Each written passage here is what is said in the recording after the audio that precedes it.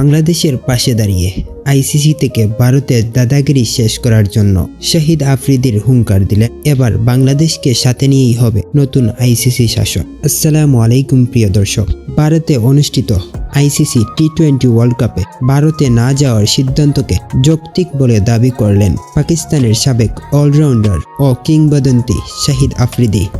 বাংলাদেশের নেয়া এ সিদ্ধান্তকে পূর্ণ সমর্থন দিয়েছেন এবং আইসিসির কাছে স্পষ্ট ও সুষ্ঠুভাবে সিদ্ধান্ত নেওয়ার জন্য আহ্বান করেছেন পাকিস্তানের এই সাবেক অধিনায়ক শাহিদ আফ্রিদি। হ্যাঁ প্রিয় দর্শক, এমনটাই করেছেন এই কিংবদন্তি।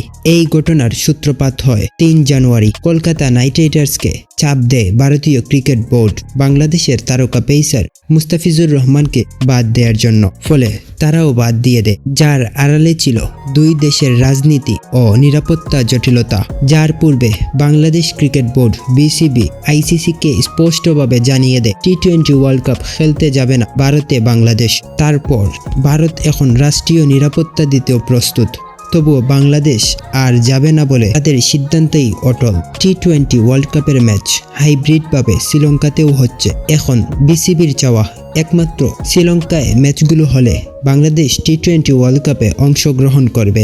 এ বিষয় নিয়ে অনেকেই কথা বলেছেন, তবে এখন মুখ খুলেছেন পাকিস্তানের সাবেক অধিনায়ক শাহিদ আফ্রিদি। তিনি বলেন, আইসিসির চেয়ারম্যান জয় শাহ পরিস্থিতি সমাধানের অভাব ও সমর্থনের অভাবে এখন পরিস্থিতি জটিল হয়ে যাচ্ছে। তার মতে আইসিসি এখন এ বিষয়ে স্পষ্ট সিদ্ধান্তে যাওয়া ও যাতে বাংলাদেশ টি-20 ওয়ার্ল্ড কাপ খেলতে পারে। তিনি শুধু এখানেই থেমে থাকেননি, তিনি আরও বলেন আইসিসি এখন ভারতের দিকে বেশি ঝুঁকে যাচ্ছে।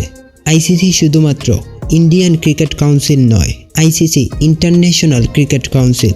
প্রিয় দর্শক, শাহিদ আফ্রিদির এই মন্তব্যগুলো আপনার কাছে কেমন লেগেছে? অবশ্যই আপনার মূল্যবান মন্তব্য মতামত কমেন্ট বক্সে দিয়ে যাবেন।